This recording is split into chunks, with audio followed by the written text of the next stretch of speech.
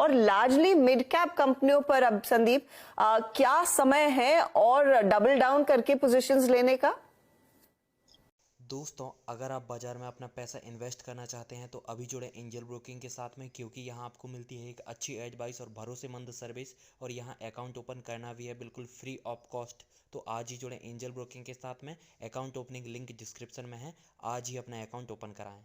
देखिए, stock specific की तो आपको पता है कि हम कंप्लायंस रीजन से बात नहीं करते हैं, बट एक सेक्टर स्पेसिफिक मैं आपको जरूर बोलता हूँ कि हम लोगों का ओवरऑल जो थीसिस है, हम लोग जैसे बोलते हैं कि ये डिकेड इंडिया के लिए है और हाफ सेंचुरी भी हमारी है। उस बैकग्राउंड में हम लोग सबसे पहले बोलते हैं कि सबसे बड़ी अपॉर्चुनिटी है वो मैन्युफैक्चरिंग सेक्टर।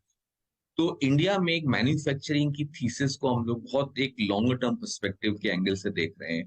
तो ऑटो एंसिलरी भी उस थीसिस में क्वालिफाई करते हैं। तो जैसे ऑटो कंपनीज ऑफ लेट बहुत चली हैं, अगर आप लास्ट 2 साल में देखेंगे तो ऑटो इंडेक्स बहुत अच्छा परफॉर्म करके गया। उसके रिलेटिवली ऑटो एंसिलरी कंपनीज में उस तरह का मूवमेंट नहीं हुआ। तो हमने एक सेलेक्टिवली अप्रोच ली है, जो सेक्टर यूनिक, जो इसके अंदर रिलेटिवली अंडर ओन स्टॉक्स हैं या कुछ अट्रैक्टिव वैल्यूएशन पे हैं या कुछ चीजें यूनिक है सब कंपनियों के बारे में, तो उसको हमने एक अपने पोर्टफोलियो में जगह देने की कोशिश करी है।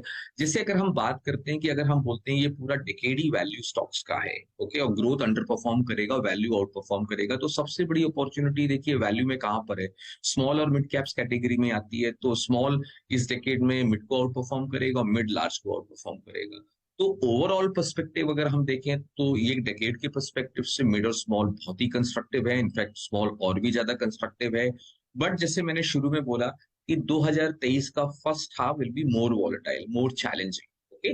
उस तरह का हम अपना पोर्टफोलियो को अगर हम लोग इस समय डाउन साइड प्रोटेक्ट कर सकें और इस अपॉर्चुनिटी को अच्छे स्टॉक्स में या सेक्टर को एक्यूमुलेट करने की तरह कोशिश करेंगे, तो हम ज्यादा अच्छा रिटर्न लॉन्गर टर्म में डिलीवर कर पाएंगे। काफी चीजें थोड़ी सी इलिक्विड होती हैं और इस तरह के बाजार में आपको उन सब चीजों को अपॉर्चुनिटी मिलती है पार्टिसिपेट करने के लिए। तो हमारा पूरा थीसिस ऐसा mutual fund buy on dips है इंडिया। तो हम सब निवेशक को बोलते हैं कि ये 2023 का पीरियड है एक्सट्रीम अपॉर्चुनिटी, या तो आप इस पीरियड से आप डर जाएंगे तो आपका माल बिक जाएगा।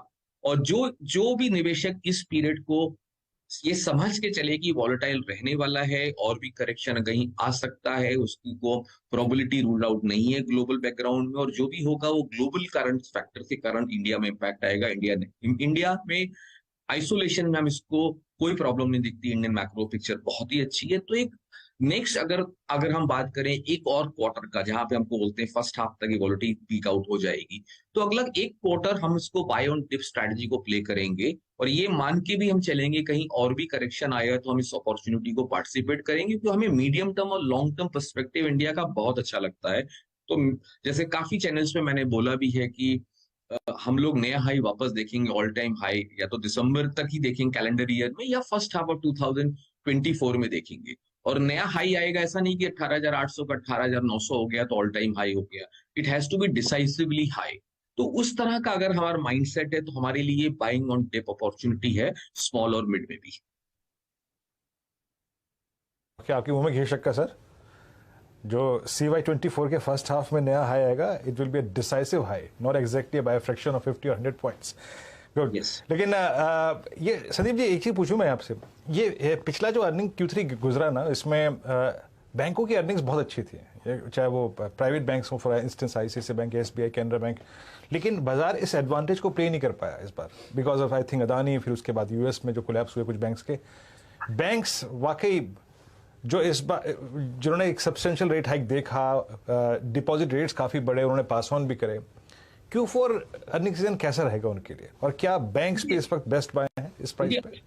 अर्निंग्स तो बहुत अच्छी आने वाली हैं, लेकिन वो काफी हद तक मार्केट में फैक्टर्ड हैं। ओके, जो नहीं चलने का सबसे बड़ा रीजन था कि बैंकिंग सेक्टर, जैसे इंडेक्स में अगर हम देखें 40-42%, अभी 38% के आसपास का BSFI का वेटेज है निफ्टी के अंदर, तो ग्रॉसली ओवर ओनरशिप। ओके, अगर हम जैसे FIs की बात करें या लार्ज म्यूचुअल फंड की बात करें या लार्ज फैमिली ऑफिस की बात करें, जो कोई कंपोनेंट निफ्टी का अगर 40% है तो बाय डिफॉल्ट सब लोग उस पोर्टफोलियो को ओवरवेट रखते हैं, अपने पोर्टफोलियो के अंदर वो सेक्टर को ओवरवेट रखते हैं। तो उसी तरह का इश्यू इसमें भी था।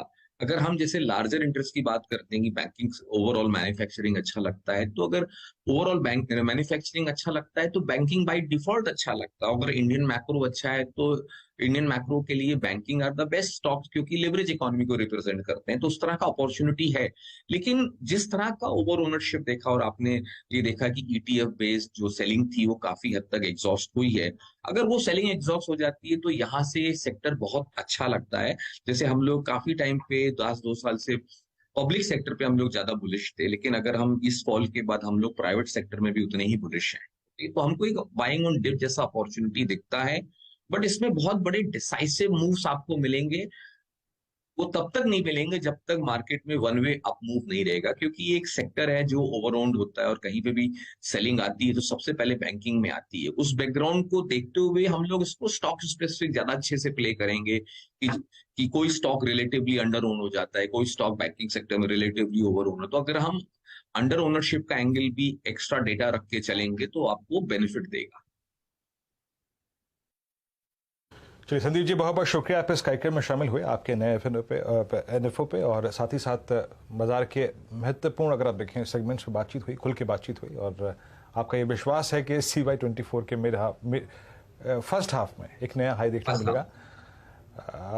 बहुत बहुत शुक्रिया सर, बहुत बहुत शुक्रिया इस कार्यक्रम में शामिल होने के लिए और सभी पहलुओं पर बातचीत करने के लिए। मार्केट्स इस वक्त निफ्टी एट डे